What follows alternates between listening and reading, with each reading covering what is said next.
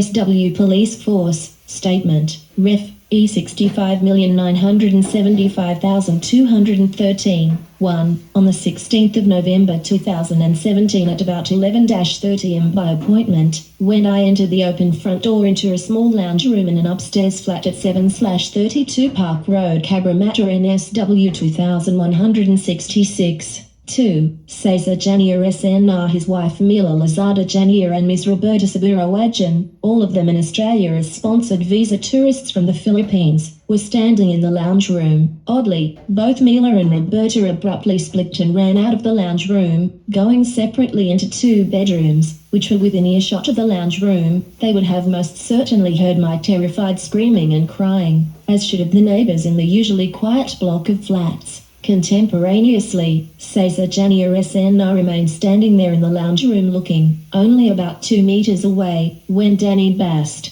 a sponsored visa tourist from the Philippines and a virtual unknown to me, attacked me from behind with Cesar Janier SNR appearing to be a nodding accomplice of Danny Bast. Danny Bast was seemingly hiding in the kitchen, there and waiting. He came out from the kitchen into the lounge room, snuck up behind me and struck me between my left shoulder blades of my upper back. 3. I saw Cesar Janier SNR in front of me, give a nod to Danny Bast. Then I was suddenly struck from behind with a heavy blow that caused me to crash down to the lounge room floor, hitting my head, above the left eye, near the temple area, on colliding into the side of a table. During the fall I remember screaming many times stop, believing that Danny Bast was going to keep on attacking me and maybe even kill me. I feared for my life. Terrified, my thoughts were racing, thinking that this crazed man must be a maniac to do such a terrible thing to an innocent, harmless woman there to help and in a place that really should have been safe. Perhaps Danny Bast was drug affected. I am perplexed as to exactly why he attacked me. I don't even know him. I note that about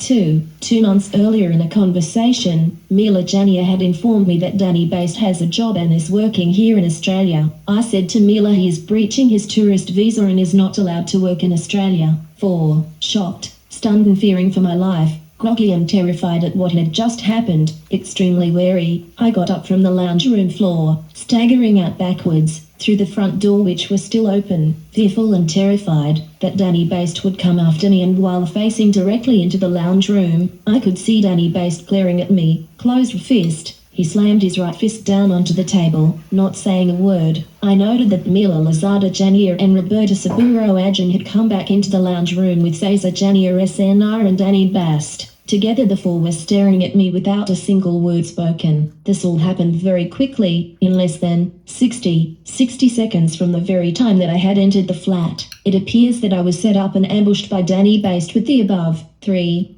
others seemingly complicit in the ambush. Earlier that very morning I had rang Mila and made arrangements with her to come with some gifts of nice clothes and a new handbag for Roberta to take back home with her to the Philippines. Roberta travelled to Australia from the Philippines accompanied by Danny Bast, who I understand had to fund Roberta the $5,000 to get her here, only because I had refused to do so. Roberta's daughter Requisa Janier had previously asked to borrow $5,000 from me to pay for her mother's immigration tourist visa, so her mother Roberta could come to Australia, to which I flatly refused, believing that it would never ever be paid back. 5. Requisa later told me that Danny Bast was the one who had forked out the $5,000 for the visa and plane ticket money for her mother Roberta Saburo Adjan to get into Australia. Roberta is the mother-in-law of Mila's eldest son Cesar Jr. and Cesar's wife is Requisa Janier, both of them living and working here in Australia on student visas with their three teenage sons. It is my understanding that they were all, including Danny Bast, living together in this small flat in Cabramatta, rented out by Cesar Janier's brother Samuel Janier, and that they all entered Australia on visas sponsored by Samuel Janier and his wife Marfi Linigan Janier, and all frequently stayed together at Samuel Janier's house in Canberra as well. A few weeks ago, on Saturday the 29th of September 2018, I spoke with Marfi Janier on the phone while she was at work. Marfi told me that she and her husband Samuel were well aware that Danny Bast had attacked and bashed me. However, like her sister-in-law Requisa, Marfi claimed that she did not know the reason why. I find that very difficult to believe. I understand that Cesar Janier Jr. and Danny Bast are close childhood mates who grew up and did their schooling together in the Philippines. and that Danny, based with his Chinese wife, a chemist, are both working with pharmaceuticals in the provinces of the southern Philippines, Mindanao. They have two teenage daughters and one teenage son. My second cousin Mildred Rabati, who lives in Altona Meadows, Melbourne, is well aware that Danny Based attacked and bashed me. Mildred is closely related to these people and is in their family circle. In fact, it was Mildred who introduced the Janius to me, and I have given the Janius significant help.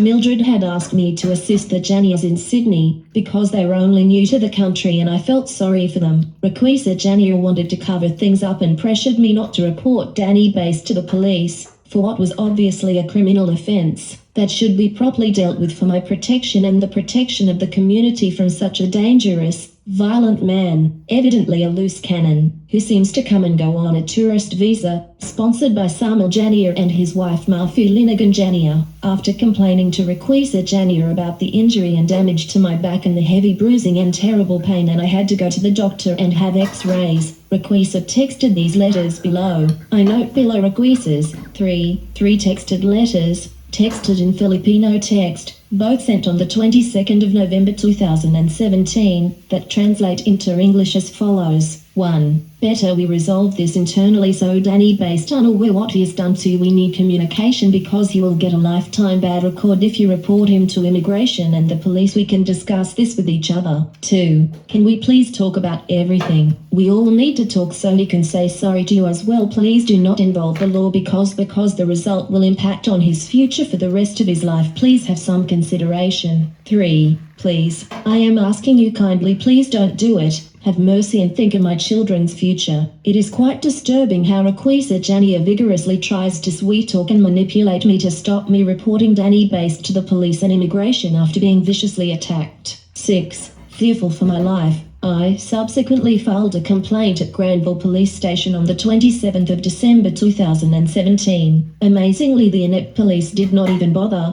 failed to take the initiative to go to the Cabramatta flat to investigate my complaint and at least interview and question the two remaining crucial witnesses staying there, being Cesar Janier SNR and his wife Mila Janier, or their son Cesar and his wife Raquisa, who lived in the flat, as Danny Based and Roberta Saburo had left the country. The very witnesses, people who obviously know a lot about it all, and the opportunity to also question the neighbors for that matter. The police failed to do it, instead offering a raft of implausible and unsatisfactory excuses as to why not. The police seemingly not interested in just letting things slide. The police did not even bother to flag Danny Based with Australian Border Force Watch. Regrettably, Danny Based has since returned to Australia and has freely left again, while the police were asleep, missing, in action, not there and away on holidays. Regrettably, after considerable goading, the apathetic police are now aloofly asking of me profoundly ridiculous questions. That is, what do you want the police to do with that man? To be seen taking appropriate, professional action in the first instance would have been a good start for the police to do and flag Danny Based, especially when time is of the essence, and for the police to be in line with community expectations. That men bashing women is unlawful and entirely unacceptable and simply cannot be tolerated any further in our community. As a victim of Danny Based attack, I am left fearful and traumatized, suffering with chronic back and neck pain and headaches, requiring ongoing medical treatment, and have serious doubts about how my complaint to the police is being handled. After a comedy of police errors, I have lost confidence in the police investigatory process and feel that I am being fobbed off by the police. I believe that the contents of this statement are true and correct. The statement with the provided annexure sets out the evidence that I am prepared to give in court as a witness. Signed, dated the 22nd of October 2018.